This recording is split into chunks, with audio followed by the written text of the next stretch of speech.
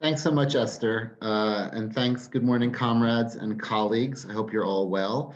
Uh, so as you can tell from my accent, I'm an American.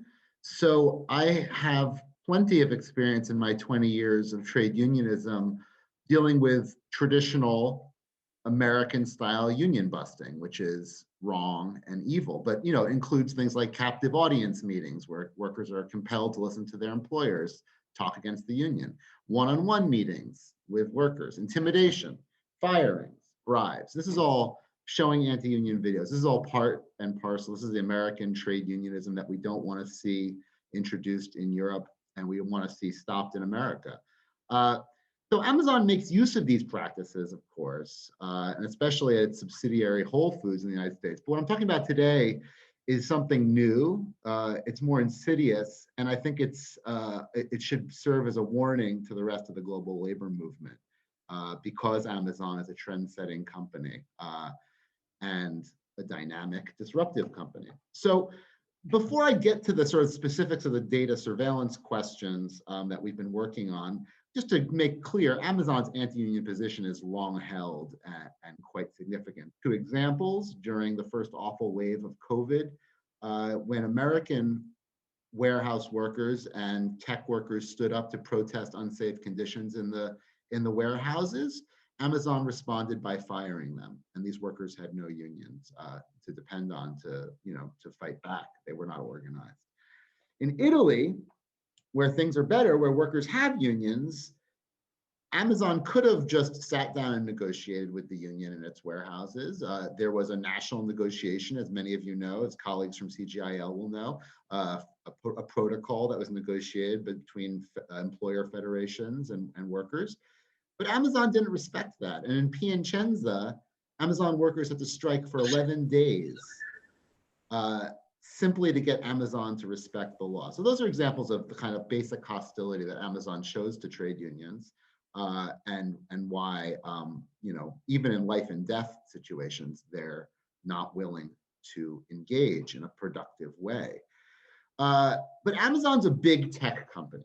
And what does that mean? What does that mean in terms of union busting? It means that in terms of research, Amazon spends more on research every year than any other company on earth. In 2018, they did 22.6 billion US dollars in research alone. And that's way more than Alphabet, Google's parent, who only spent 16 billion. It means that Amazon is one of the most data-centric companies on earth, with pioneering investments in machine learning, artificial intelligence, algorithmic management, and its own facial recognition technology. Amazon's always been a surveillance company, just like all of the big tech companies are fundamentally surveillance companies. Amazon Web Services, Amazon's super profitable data service web services company, counts the CIA as one of its biggest clients.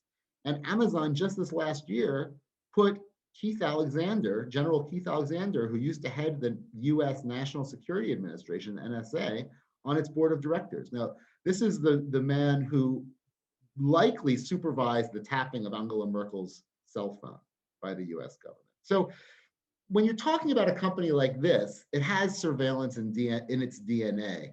And what does that look like when a tech company takes this kind of sophisticated technology and directs it at its workers, directs it at its critics in civil society? Well, we're finding out. They're doing just that. So, in September, there was a great leaked story in Vice. A lot of these stories have come out in Vice that Amazon was seeking to hire senior intelligence analysts to spy on global threats, including trade unions, hostile state actors, and terrorists. Strange company to be in for us, I think, but okay. Later in the month, it leaked that Amazon had an expansive program to surveil Facebook groups of Amazon Flex workers all over the world. Now, these are workers who are misclassified as self-employed. They have Facebook groups. And, a question, I think a big question for us as trade unionists is like, in a pandemic, in a global digital economy, isn't the Facebook group, that should become a kind of protected workers' space. It's a space that workers have an expectation to have some privacy, to be able to talk about their issues. And so when Amazon has a program to specifically monitor those kinds of conversations, I think it raises very, very significant questions about privacy and workers' rights, fundamental rights in a digital environment. In October, it was revealed that Amazon has developed a new technological system called Geospatial Operating Console, or SPOC as it's known.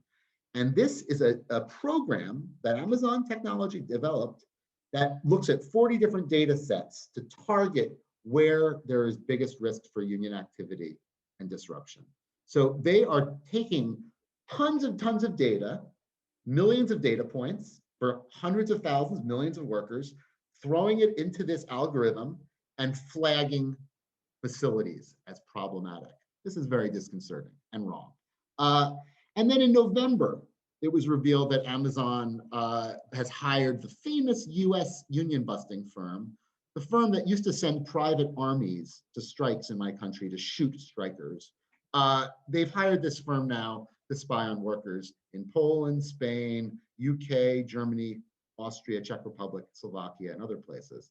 So we have a situation where the most sophisticated modern big tech firm has hired the 20th century's, arguably the 20th century's most brutal army of capital that was used against labor to shoot workers in Colorado, Ludlow Massacre, other places, Homestead Steel Strike.